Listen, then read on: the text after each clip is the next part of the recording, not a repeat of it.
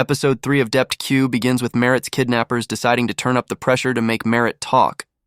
Given she's inside a pressurized tank, they crank up the air pressure to make her crack. Meanwhile, Akram and Carl are out on the case. They find out about William's disappearance and retrace the final steps of William and Merritt on board their ferry bound for the island of Moore. The hat situation is an interesting one because, as we soon find out, throwing the hat in the air with the wind like this causes the hat to land in the parking bay on board the ferry. Merritt isn't in any of the footage from the cameras down here either, only William. This, coupled with the fact that the ferry tickets were bought that very morning, seem to hint that whoever has Merritt were clearly watching her and have been for a while. Looking into Merritt's past brings up some interesting revelations. The one who initially attacked William and caused his head injury is a guy by the name of Harry Jennings. He's a local offender and broke into the Lingard household where the attack occurred. He died trying to evade arrest by jumping off a ferry. While Harry is no use here, they do find a clue coming in the form of Jamie Lingard. Merritt's father is a fisherman who lives as a recluse after initially drinking too much in the past. Akram and Carl show up at the man's house but don't find him particularly cooperative. There's no love lost between Jamie and Merritt, either, and despite not seeing each other for 12 years, it's unclear exactly why Merritt would choose to head out and see him now. Jamie also reveals that Merritt stole a necklace that belonged to Lila, her mum, which could be part of the hostility between the two. But there's clearly more going on here than we're being led to believe. Jamie visited William at Eagly House the day after Merritt's death, but he never bothered to show up again after that because it was too hard. Akram is confident that they're going to solve this case, though, convinced that William will be easier to find. Speaking of which, William actually wanders all the way back to their old house, which is derelict and a complete mess.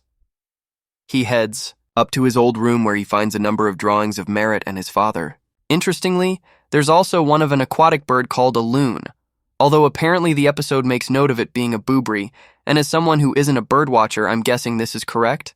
This also happens to be the same symbol we saw briefly on the back of one of the ferry workers, and it could be an important point to make. William dozes off on the sofa downstairs, but he's awoken by a bunch of junkies that have taken over the house. They scare him into fleeing. Back at the station, Rose wants to be part of Department Q. She's getting nowhere with Moira, and she's sick of constantly shuffling paperwork. Now, Rose has not been on an active case for 2 years, thanks to suffering a heart attack and the police unwilling to put her in the line of fire again. Rose manages to convince Carl to take her on, but only on a trial basis. And only if she can go the whole day without annoying him. Carl has a theory here in the midst of Rose's crunching and slurping, contemplating whether the case itself may have been botched from the very beginning. The team leader, Fergus Dunbar, was given Merritt's high-profile case despite not having experience in handling anything this complicated. So how did he get given this? And by whom? Carl decides to have Rose investigate this lead and see what comes up. While Rose gets to work, Carl picks at Stephen Burns. He shrugs off the insinuation that he could be involved, pointing out that he gave Merritt more opportunities than most. He also backs up the character statements we've heard before, including how she was an opportunist and hungry for more. Stephen shuts the guy down and demands that he go through his office to talk further. Akram shows up at the old Lingard house and finds the junkies passed out downstairs, along with the drawings that William uncovered. Akram questions the junkies, and they recognize William's picture. After a bit of pressuring, Akram finds out that he's run up the road. Naturally, Akram and Carl show back up at Claire's place, having traced his movement on CCTV. It turns out he's actually out in the shed. He hands over the insignia of the bird, and also a sketch of a man wearing a hat sporting the same symbol. Apparently, William saw this symbol both on the ferry and at home.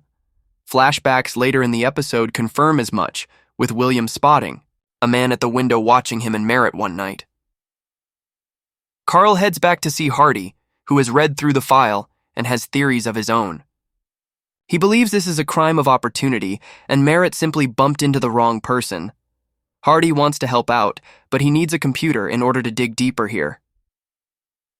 Carl's requests fall on deaf ears with Moira, though, especially when she, brings up how his therapy sessions are mandatory and not attending is a bit of a problem for them.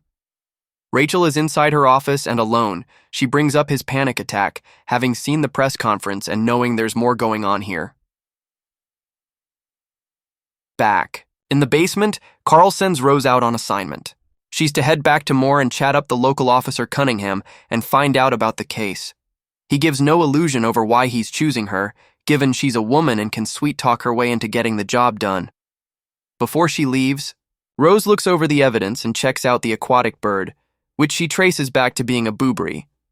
As fate would have it, boobry is also the name of the boat outside the Lingard home in Moore during the robbery, so it would appear that everything is connected.